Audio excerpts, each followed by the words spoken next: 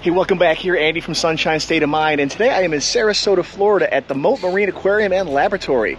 Never been here before, first time checking it out. Gonna take you guys along for a little tour with me. Hope to see some sharks, hope to see some manatees. I love a good aquarium, so I am excited about this. Let's go check it out. Mote Marine Laboratory is just a short distance from downtown Sarasota and very close to Lido Key Beach. That's just a little south of Siesta Key Beach, which is incidentally one of my own favorite beaches in Florida. Admission is $26 for anybody 13 and up. Kids under 13 are $19. Kids under 2 years old are free, and active duty military is free. All right, so let's go head inside. First things first, though, before we get on with the tour and show you my top 5 things to see here at Mote, let's talk just a little bit about what goes on here. Mote Marine Lab is a world-class research institute that's a leader in research on coral reefs, aquaculture, marine animal health, sharks, and harmful algae blooms like red tide. And that last one is something that's becoming a bigger and bigger problem here in Florida in recent years. It kind of seems like we can't go through a summer without red tide being a thing at least somewhere. But Mote is one of those that's working really hard to try and fix that. And that's something I kind of like to remember when visiting places like this. It's a research institute first, tourist attraction second, so I like to think of my ticket purchase as kind of a donation to help their mission, and getting to visit it as a bonus. At least that's how I like to see it. So walking in here for the first time, my first impression is that this is going to be a little bit of a smaller aquarium, a little bit less elaborate than stuff like the Florida Aquarium. And the focus will definitely be on local marine life, stuff that's native to Florida. But this is a marine research facility, so that kind of stuff is to be expected.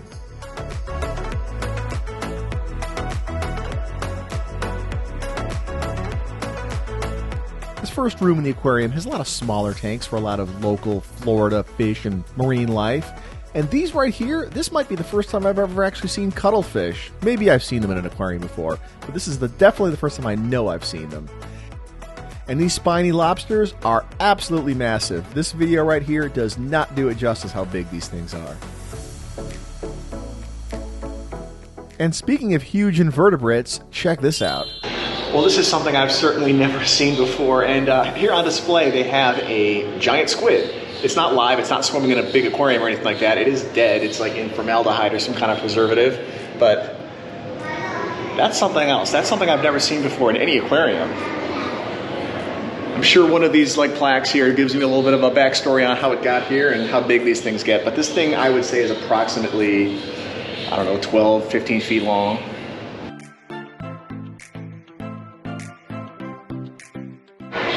Her name is Molly. That's a really cute name for a giant squid. I wouldn't have gone with Molly personally, but hey, it works. And I was way off on Molly's size. It says here she was 27 feet long and she was caught in a fishing net down in New Zealand.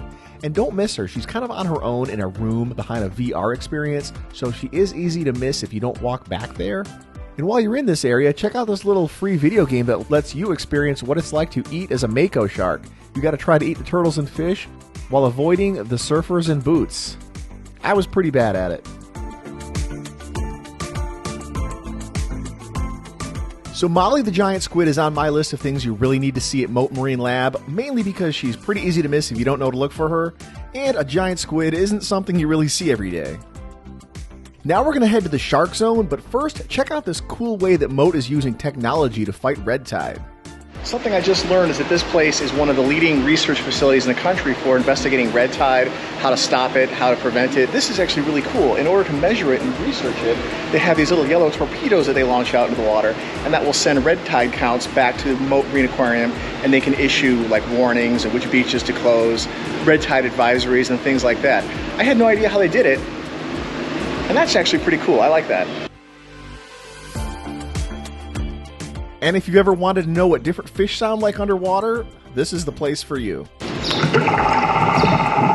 a good one. Next, we're going to head to the shark zone. Mote Marine Laboratory was actually founded in 1955 to study sharks by Dr. Eugenie Clark, who was a huge pioneer in marine biology and shark research. And when I first saw her name here, it brought back a flood of old memories of these National Geographic shark shows I used to watch as a kid that she was in. I immediately recognized her name, and watching those old shows is probably a huge reason why I love sharks today. The Shark Zone has lots of little exhibits about how Mote studies sharks, but the centerpiece of it is this huge tank that's home to sharks, rays, and lots of fish.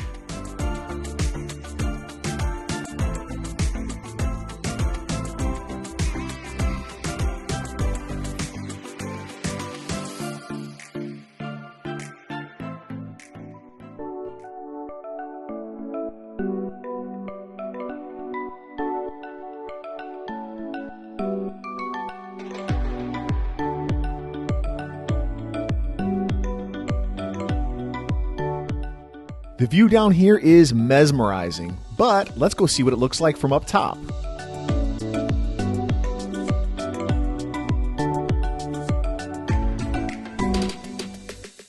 Inside, it's very dense. You see all these sardines, all these fish and sharks and tarpon, and you can take these little stairs up here for a really cool bird's eye view, and it is really cool.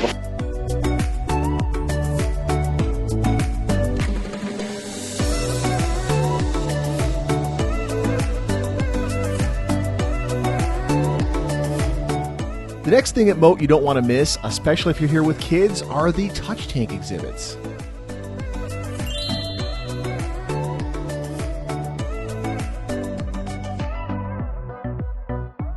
Contact coves where you can touch invertebrates like horseshoe crabs and starfish. Kids love this kind of stuff, so don't miss it if you bring your kids. And don't forget to head across to the other side where there's another touch tank full of stingrays you can interact with.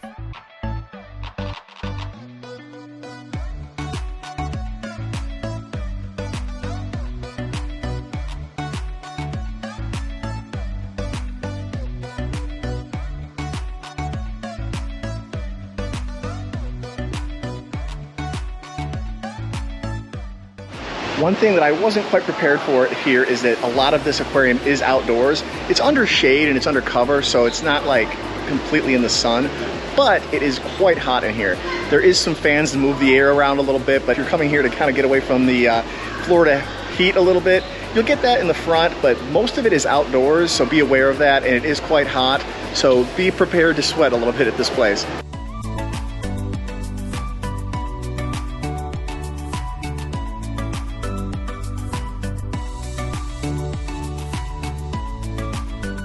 And right here by the touch tanks, your kids might want to check out Fossil Creek, where for an extra charge they can dip a sifter in the water and take home some real fossilized shark teeth. And just so you don't miss anything while you're here, it's important to know that Mote is broken up across two separate buildings. There is also sea otters and the sea turtle and manatee rescue building to see, and we are going to head there next. But that's just a little ways away. So to get there, we're going to exit this building through the Seahorse Conservation Laboratory, where you can see some of the work they do here on coral restoration. And if you're hungry, you can always drop in the 1950s themed Deep Sea Diner. Then we're going to exit through the gift shop before heading over to the other building. So that was the main building, and I'm told that the manatees and sea turtles are in a different building across the parking lot, and we have to follow these little yellow brick road of manatees and sea turtles that they have printed on the ground to take us to the manatee and sea turtle exhibit. So the other building where the manatees and sea turtles is a little bit far away, so I wanted to include that in the video here. You can see that it's not right next door, it's across a park, and it's across the street a little bit, so you just got to follow these little markings on the road to take you there. And this is where they keep the sea turtles and the manatees.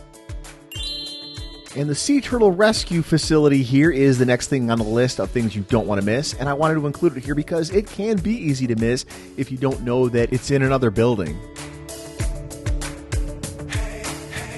None of the sea turtles here are permanent residents. They were all injured and they're here to be rehabilitated, rescued, and then returned into the wild once they're healthy enough to live on their own.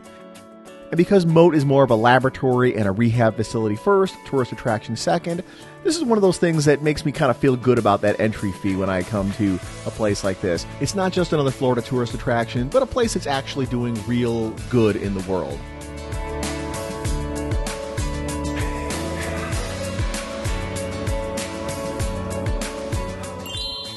And finally, the last thing that you definitely can't miss at Mote, and it's a twofer, the otters and the manatees. Just like the turtles, all of these animals here, the otters and the manatees, are here because they're either rescues, they can't live in the wild on their own, or they're here for short-term care because they were either injured in the wild or sick in the wild and they're here to be rehabilitated before being released. When I was here at the manatee tank, unfortunately, you couldn't really see any of the manatees up close. There was one way in the back there, but he wouldn't come out close for my camera, so enjoy this beautiful stock footage of manatees instead. Maybe next time I'm here, one will decide to come out close so I can say hi. This area also had some more Florida wildlife like gators, spoonbills, gopher tortoises, and a whole other area full of more aquariums and more coral reefs and fish, and another shark touch tank. So make sure you don't miss that. That is on the second floor of this area, so head up there to do that before you leave so you get the full experience. Everything here is kind of spread out, so it is kind of easy to miss things if you're not aware of them. Well, thanks for coming along with me on my first trip out here to the Mote Marine Aquarium and Laboratory in Sarasota. Very interesting place. You can tell it has more of an emphasis on local marine biology, local fish, local ecosystems, and it is more of a research facility and lab first, tourist aquarium second. So when you come here, it's going to be a little bit more scaled back than places like the Florida Aquarium or SeaWorld. But your money is kind of going to a good cause here because they do a lot of good research into red tide and coral and things like that. It is $26 for an adult admission, $19 for kids. Kids 2 and under are free, and active military members are free as well. So if you're an active military member, make sure you bring your ID. I definitely think it's worth checking out if you're in this area. They do a lot of good work here, and it is separated into 2 buildings. So if you come here, don't make the mistake of thinking everything you saw is all of it. You do have to kind of take this little path across the street, across the parking lot, and the manatees and sea turtles are in one building, the sharks and some of the other stuff are in a different building. So don't make that mistake if you come out here, because you're not going to see it all. Anyway, if you like this kind of content, you want to learn about more fun things to do in Florida, from the theme parks to the state parks, things like this, please like, share, subscribe, hit that notification bell, tell one other person. That really helps the channel grow, and I will see you guys next time.